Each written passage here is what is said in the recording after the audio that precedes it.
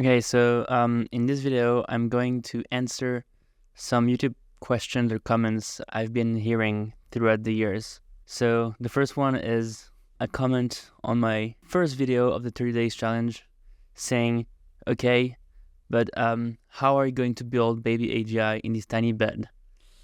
For you guys' information, this tiny bed from the first video was one night Airbnb I took in South San Francisco, and it costed $50, which is probably the lowest price you can get on Airbnb for a room. And so this is why the room was so small, with only a very small bed. But I will be using much larger beds in the future videos, since it seems like a lot of you guys have been noticing this. And just for information, we don't want to build babyAGI. What we want to build is align AI when we're sure and we guarantee it's aligned in the future. And ideally, we would delay the arrival of AGI until we're sure it's aligned and beneficial to humanity. Another question was from Tilofi saying, sorry if this is too off topic by being too meta, but why are you wearing headphones in the recording? What are they playing? So for a lot of the podcasts, people usually wear headphones to hear their own voice, and just to be sure they're not speaking too far away from the microphone, or just to also hear the other person speaking and be sure not to talk at the same time, because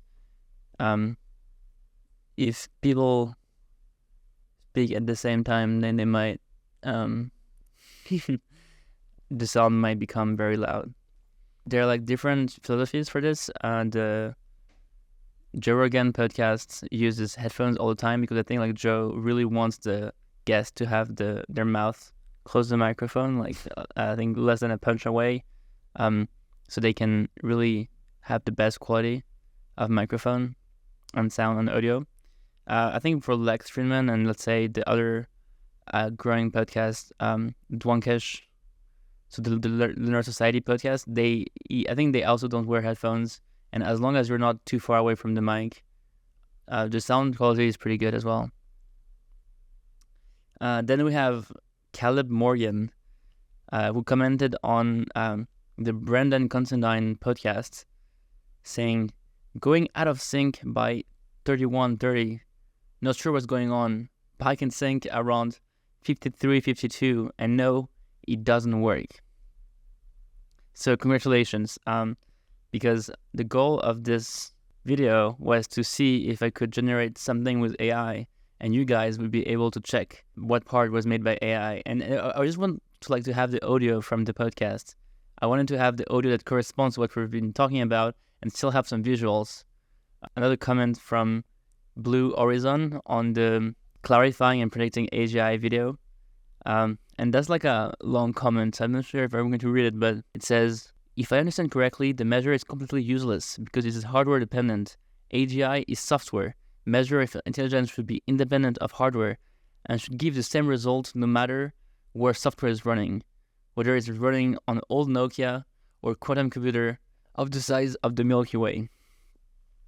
So thanks, Blue Horizon, for your comment.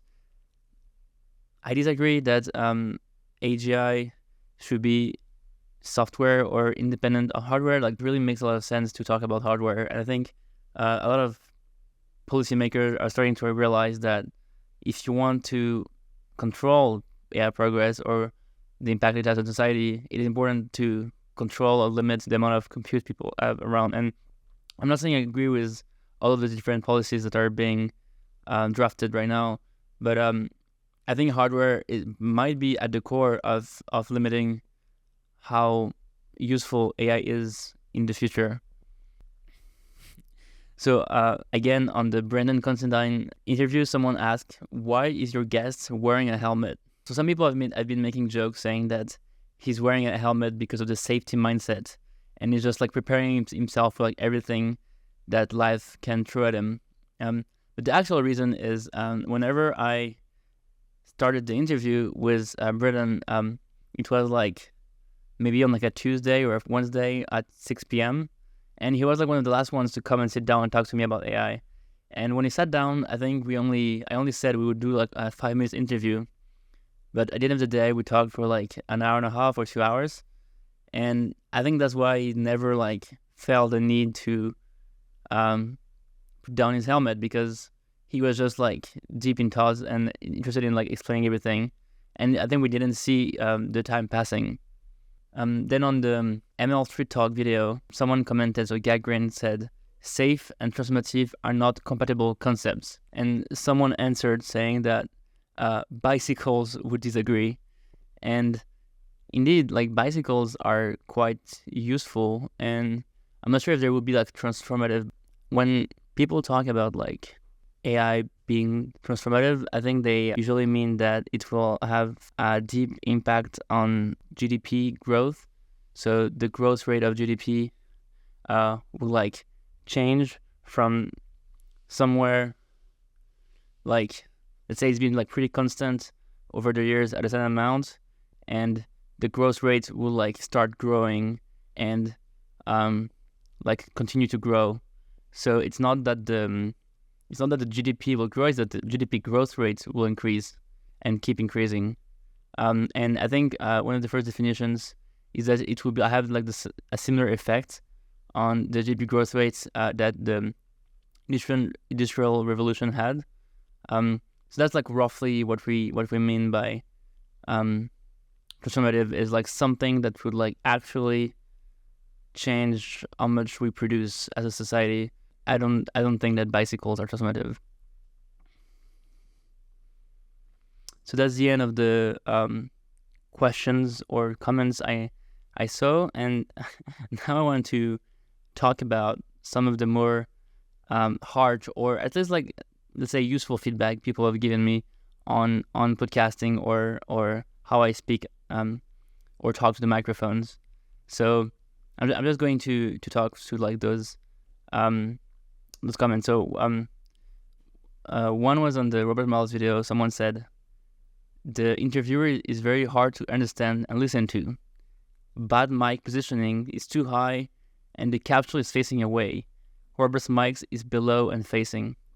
So I appreciate the feedback on the interview being hard to listen to. I think I can make a lot of progress on this. One of the reasons why the audio is sometimes worse than usual is because the room was like very echoey, and I had to use filters to remove the echo, and one of the mics was not working properly.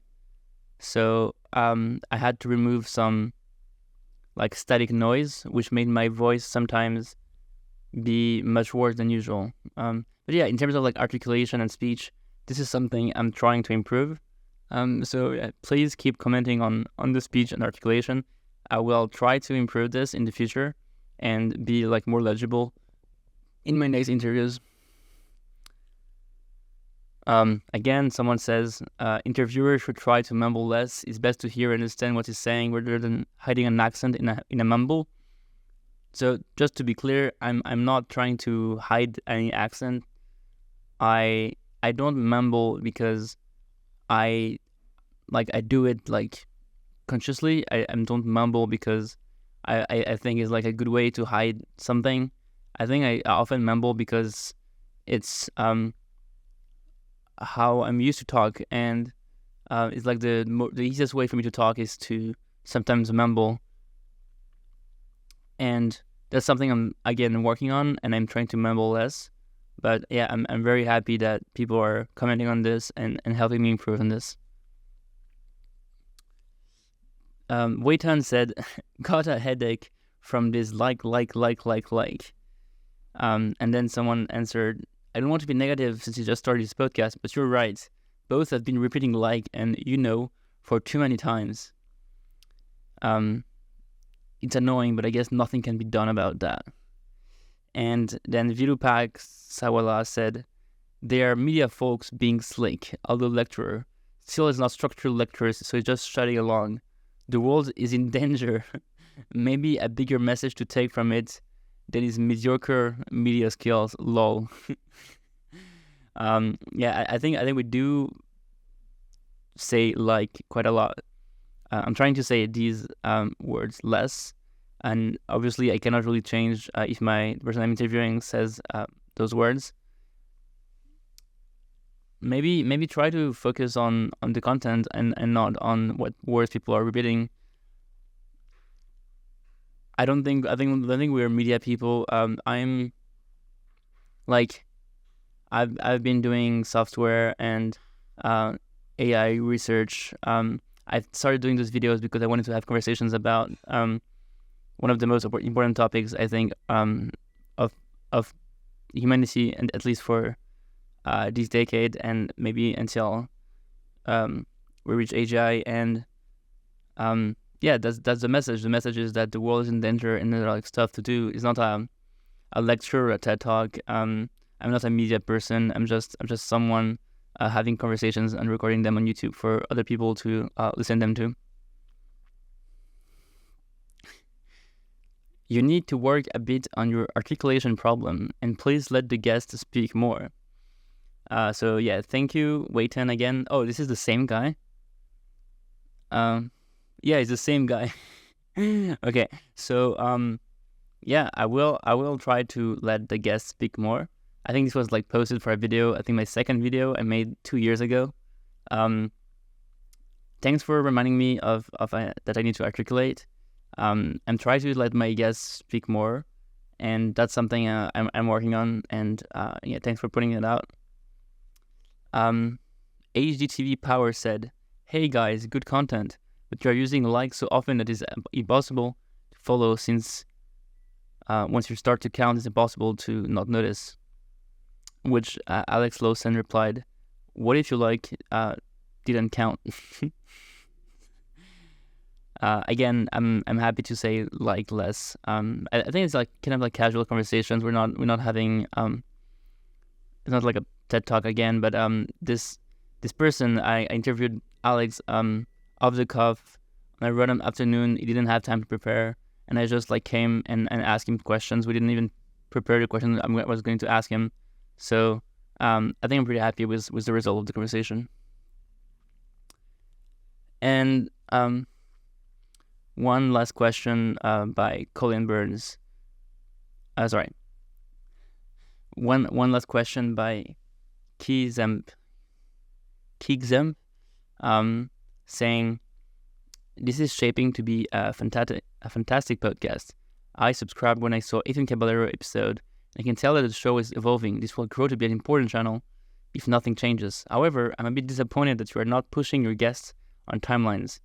Not just timelines, but let's say milestones break down to AGI, or AI that would dramatically change how humans live, do science, etc. I'm very interested to see how your guests see the path to, if not singularity, then to the next major transformative event, and what their timeline perception is like and why." So thanks, Kizamp. I agree that like at the beginning the goal was to talk more about timelines and what people thought about timelines, and what we can do about it, and why they have the timelines they have.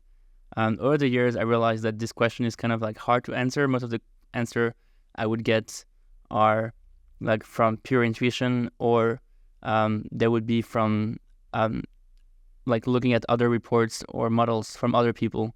And I think I'm somehow like also interested in like how like what can we do to make models more robust and aligned, and how to like push regulations or like other things to make the future like be beneficial for humanity. And it's like hard to like have productive conversations on timelines. So I try to ask the question at least once, and see like what are the like different events people think will happen. I think Colin Burns said that AI doing science was like an important milestone for this.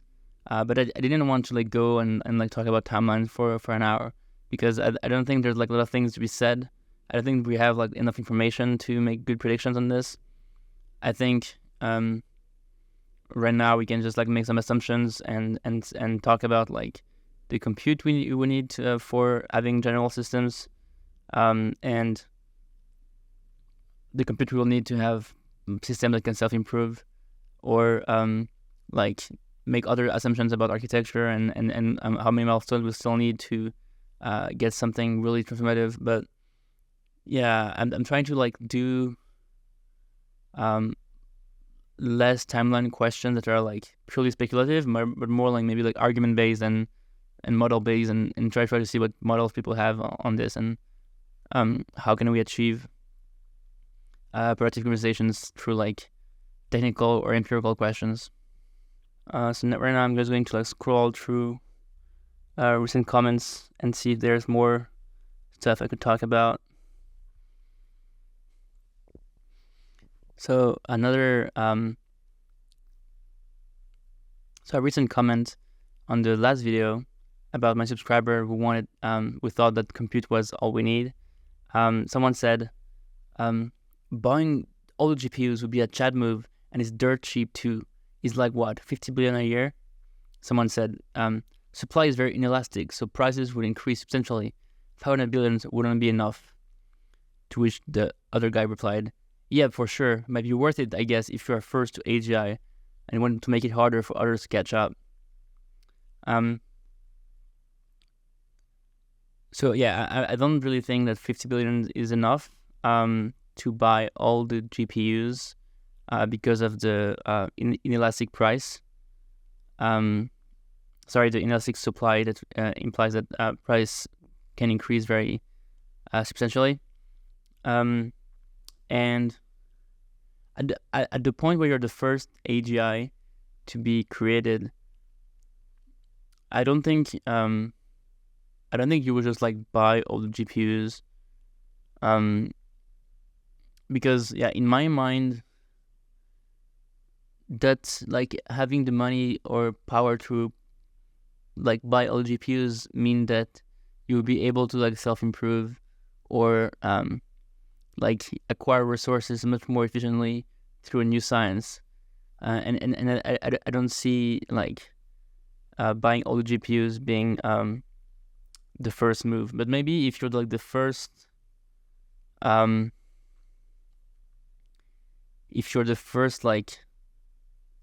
superintelligence, or at least like if you're like an AI that is like very good at making money but not very good at anything else, and you're just like afraid of other AIs catching up or AI projects catching up, maybe in that case it makes sense to just like buy all the GPUs or make sure that the like you're ordering everything. But yeah, as Jacques was saying in the interview, like the scenario we discussed is wildly unrealistic and it's just like a fairy tale. He was just saying this to illustrate that he really thinks compute is important, and that's the emphasis he wanted to put on.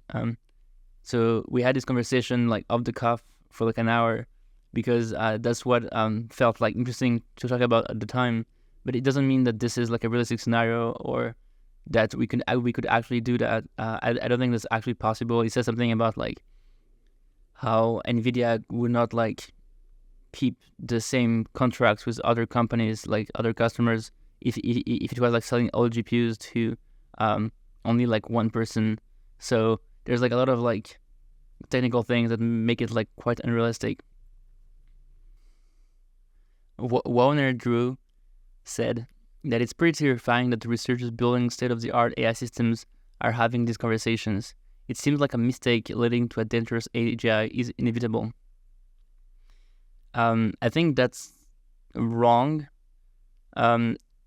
If the person is talking about the person being interviewed, so because Victoria Krakovna is working on the AI on AI safety at DeepMind in the like AI safety team, and she's not trying to build state-of-the-art systems. So if this is like mentioning some specific part of the conversation where we talk about like people building state-of-the-art systems that are talking about like reaching some agreement on like slowing things down, I think that's if that's the case, if this is what the comment is referring to, I think it's kind of like interesting that people are talking about this even if they're building AI systems. But it's also pretty good that they're having those conversations in the first place. And I think this is becoming more and more mainstream. When I had this conversation with Victoria, like more than 6 months ago, we weren't really having those conversations publicly. And I think right now it's reached the mainstream, so it's good to like see more mainstream conversations about this. On my clarifying and predicting AGI video, Darkside84 said, the important question is, when will I be able to afford my personal human-like robot or slave? I don't know. I don't know what is why you would want a robot or slave. I don't really want to know. I think you might have subscribed or commented on the wrong channel, because this channel is about how to have AIs be beneficial for humans, how to make them more aligned, and how to afford making sure humanity doesn't go extinct, and how to make sure we do more alignment research, and we're not talking about like robots being enslaved to humanity. We're talking about robots helping out satisfying human preferences or doing what we want them to do, and we're not talking about doing not ethical things with those robots. Mr. t-AGI said, the AI safety talk at the end was bad, as it is often with these technical theory researchers. They don't get what their arguments for AI safety are awful and have been easily debunked. They just keep repeating the same misconceptions that a random person on the street has. Fascinating, but he is right about regulation not working. AGI cannot be stopped. AI safety research won't help either. It's unstoppable, unfortunately. I think Breandan at least is articulate, and to be fair, I talked to him somehow off the cuff on the street, so I'm glad that he has the same misconceptions from a random person on the street, because he was a person on the street technically. Yeah, I agree that like some of the arguments don't quite make sense, or I disagree with a lot of the assumptions. But I think it's important to understand what are the assumptions that Breandan has, and understand in which framework he operates. And if you had the same assumptions, maybe you would make the same arguments. And I think it's important to understand where Breandan comes from, because a lot of people think the same or have the same intuitions about AI. And this interview with Breandan was like recorded in October 2022, so it's like a lot of time before ChatGPT and GPT-4. So I think maybe like AI was not yet that mainstream. It was like less clear that we could get like a lot of performance from just scaling things up. So I think like the MMLU performance from GPT-4 was not like available in October 2022, for instance, or maybe like even Copilot for Codex or other coding AIs were less capable. So I think our discussion about coding maybe is kind of outdated.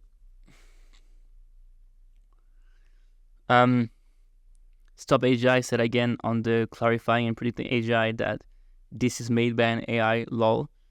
The audio was generated by AI, but I am the one who typed the like text for the audio. And for all the like different illustrations or images, that to be fair, it was made in 2 days, very fast. But this was made by me. I tried to see if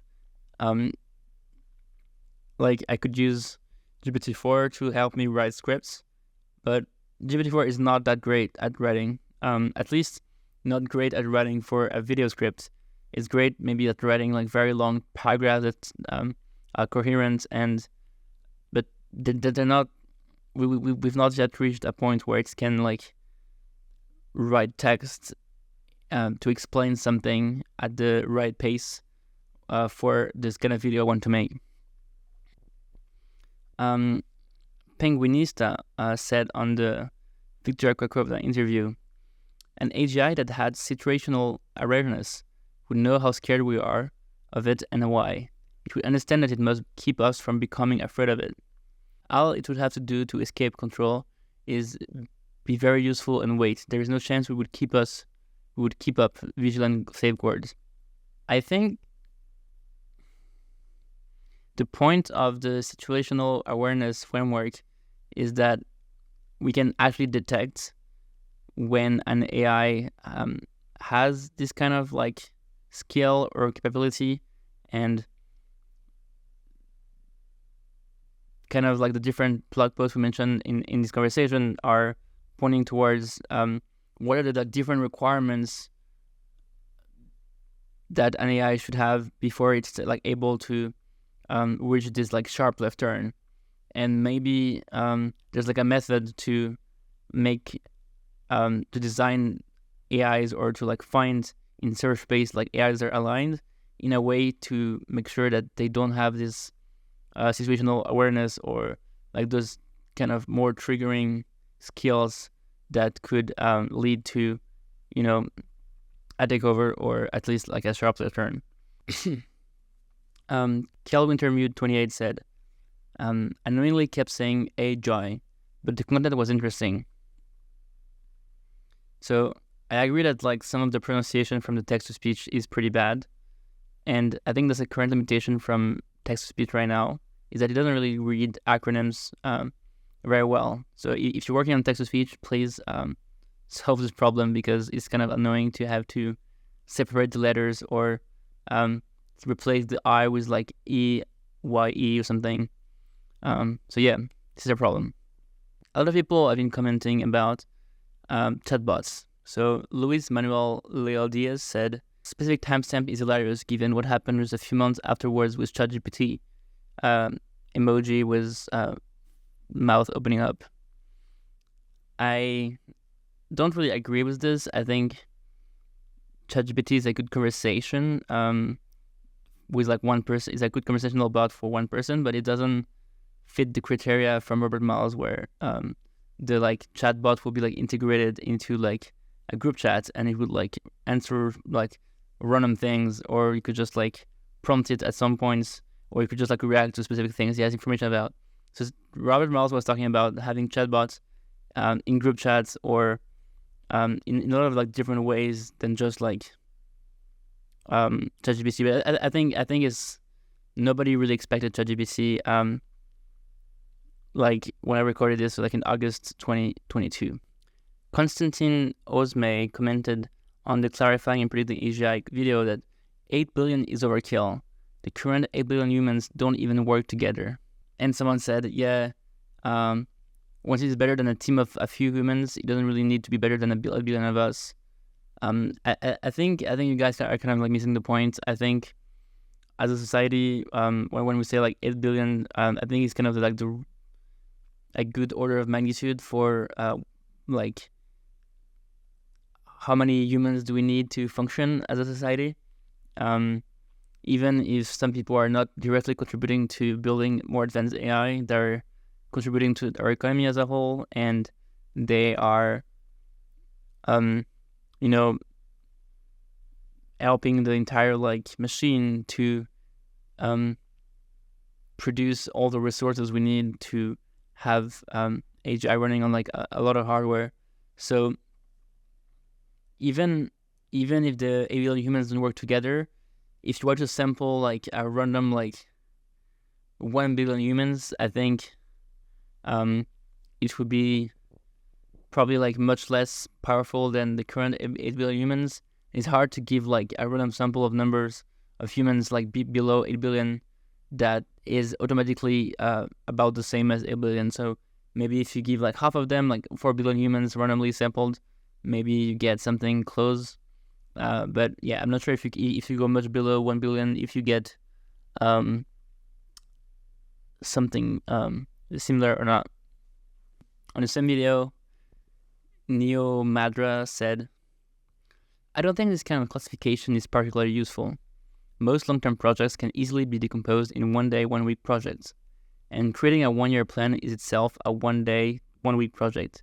Of course, in reality, 1 year projects never work out like planned. Instead, priorities are shifted during long-term projects, so to adapt and shift priorities will be more important than solving a 1 year task in one go. Even if like technically you could go through a 1 year project by on a shorter period of time if you knew everything you wanted to do, and you had the right priority at the beginning, etc. I think like it's the right kind of idea to talk about, because like a 1-year project is something that requires like a lot more resources and flexibility and all the different like planning that takes into account all these kind of things. And so you need to take into account a lot of like unknowns, and this you have this kind of like flexibilities, and or just like be able to run in parallel different plans. The thing is, like, if you have a single AI taking decisions and possibly making mistakes, then you're going to have a lot of issues with carrying a single project for a month. But so I think for like 1 year, you would have to like, maybe like run tasks in parallel and try a bunch of different things, or have the kind of like planning that is able to like self-reflect on what is currently happening, and how to like incorporate new information that maybe like your data after like a few months is outdated, and you need to like generalize across data that you've never seen, or maybe the technology has shifted, or there's like news that shift your plans a lot. So maybe it's like being able to generalize for data that change a lot throughout the year.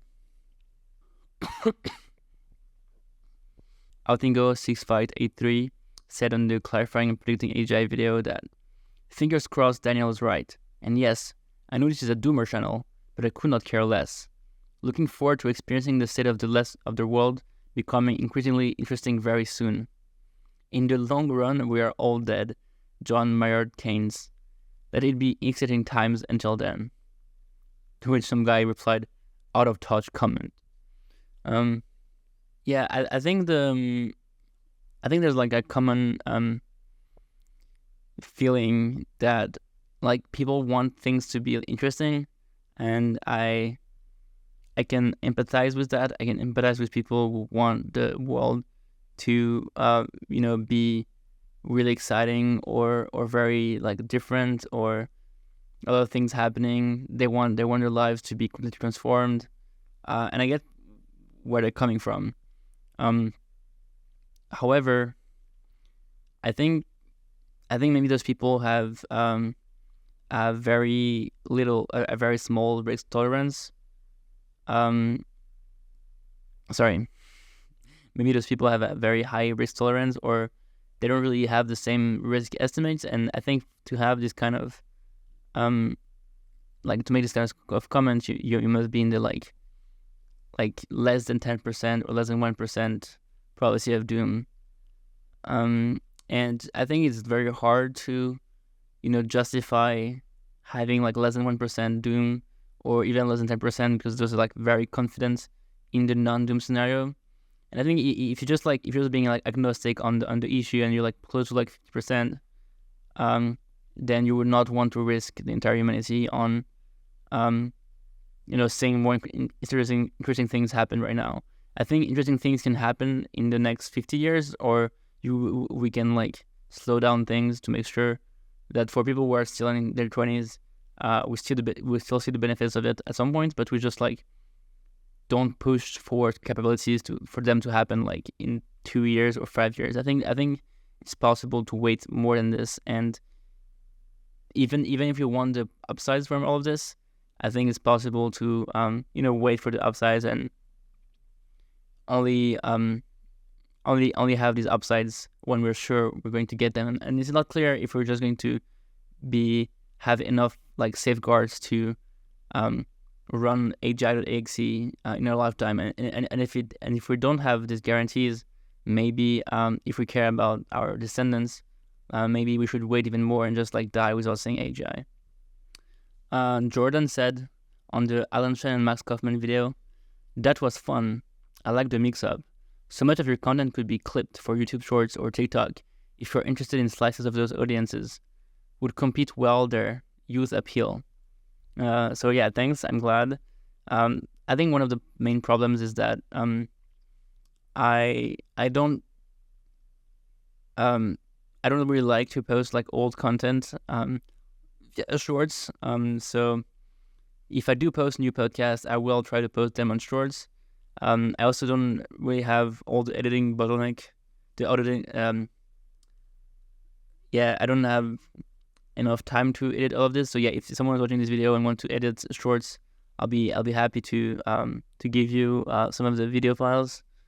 And yeah, thanks for letting me know that shorts and TikToks do well. I think I could do a lot of those shorts from the beginning of the videos. Dancing Dog 2790 said, on the skeletal unit video, you should make this a semi-annual recurring visit and graph how their opinions change over time. So this was recorded at Mila in Montreal. If someone from Mila wants to sponsor my flights to Montreal, so I talk to AI researchers, please get in touch. I'll be glad to interview people in Montreal more often. I could also go to more conferences or other AI labs. So yeah, feel free to suggest in the comments where I should go next. Right now I'm in the US. Ruben 8856 said, I'm not convinced that AI alignment is harder than other current problems in physics. I agree. I don't think there's like any specific reason why it should be like much harder, except than building very smart agents that are aligned in the next 100 to 1,000 years is pretty hard. And I think it would be like hard to prove that these things will definitely be aligned when they self-improve and become like really, and they reach a part of the universe or the weight space that is like very different from what they was trained on.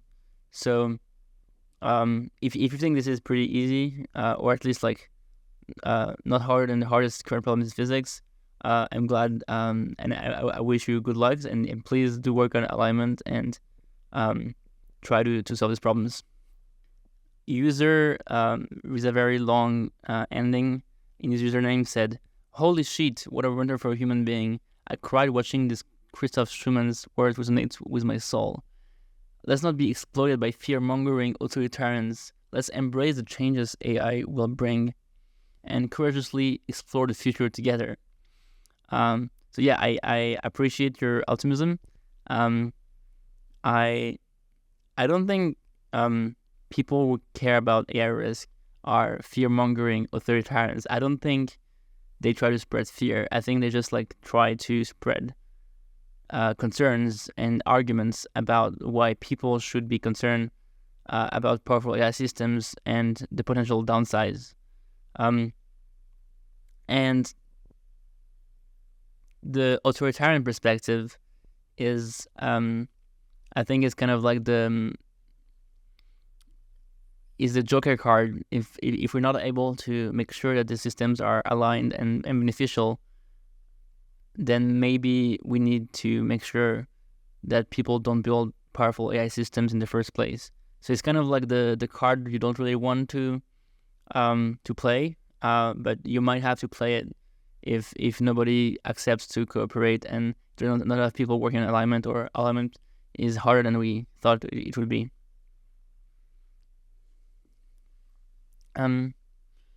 Max Windiff said on the Nerds vlog, more of this, please. So thanks. I plan to do more of the vlogs. If you want to see more vlogs, comment below more vlogs. I'm trying to keep all my conversations about AI and existential risk from AI. So as long as my vlogs are with people talking about this, I can do more conversations or vlogs on the streets, and I'll be happy to publish more of this kind of things. And I think in this month I will be publishing a lot of these videos. Will Palmer said, I just want a way to subscribe to specific playlists on a channel. I agree. I think it would be great. I'm not sure if YouTube has this feature yet, but the podcasts have the kind of like specific thumbnail. So maybe if you see this kind of thumbnail, you will know it's a podcast. And if you don't see the thumbnail, it's probably not a podcast. That's a good way to tell. Andy Baldwin said, humans can't even align with themselves. Example given, we still have wars. Trying to solve problems for computers when we haven't figured out how to do it ourselves seems nonsensical. I don't agree. I don't think it's that we cannot align ourselves. I think it's we cannot. I think cooperation is hard, and cooperation between other different AIs will be difficult. I think it makes sense to try to build technology that does what we want it to do. And we have built a lot of technology that does exactly what we want them to do. We build rockets that go to Mars or go to the moon. And I don't think people believe that aligning AI means making sure we solve all cooperation between all different agents living on the planet. I think it just means making sure we have the guardrails for those like technologies not having a catastrophic impact on the world. And if we can just, make sure we wait a little bit before we deploy all these technologies, then I think we can like align AI. If we just have enough time or enough resources, enough people thinking about this, then I think it's worthwhile. Killer Phil 6953 said, "It's becoming more and more apparent AI research needs to be government regulated ASAP where possible, rather than it just being a free for all."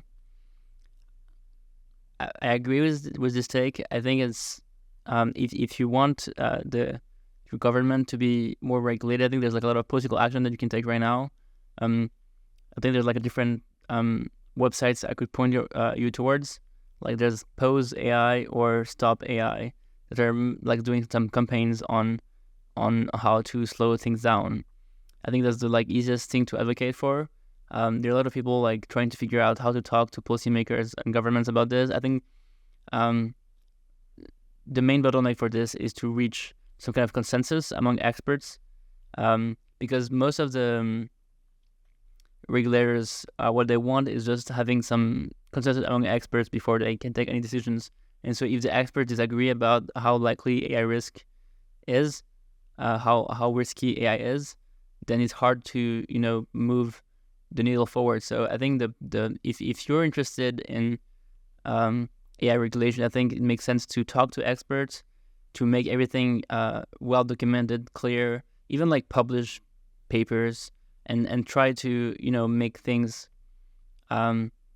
more backed by evidence and see like try to figure out if the risk is actually where it is, and if it is, then try to prove it and try to talk to people about it, and even like calling your Congress staff or local politicians, that might be useful if everyone starts doing it. Finally, Jordan said again on the Irish episode, "Thank you, Michael, for having the initiative and forethought to create this much-needed podcast to counterbalance the blindly optimistic media narrative. You are in the driver's seat with the audience that matters in the pragmatic phase of the game as we scale to the singularity. And lucky as humanity might have been so far, we're at least fortunate to have you and your influencers steering up in the right direction. Keep your foot on the gas." Well, I'm glad you thought this was a good counterbalance to the optimistic narrative. I'm trying to talk to more people who I disagree with, and so if you know of anyone, please mention them in the comments. This will probably be the last comment of the video. As always, if you want to support the channel and make sure I publish just 30 videos in 30 days, you can subscribe. You can also join on the Patreon, where I will publish some behind the scenes for most videos I will make this month. And there was also like some like exclusive footage from like 6 or 8 months ago I didn't publish, like 2 hours of videos, and some drafts for like some next videos I'm going to make. So for every Patreon, for every new Patreon, I get some more energy to make more videos. So do join Patreon, and see you in the next video.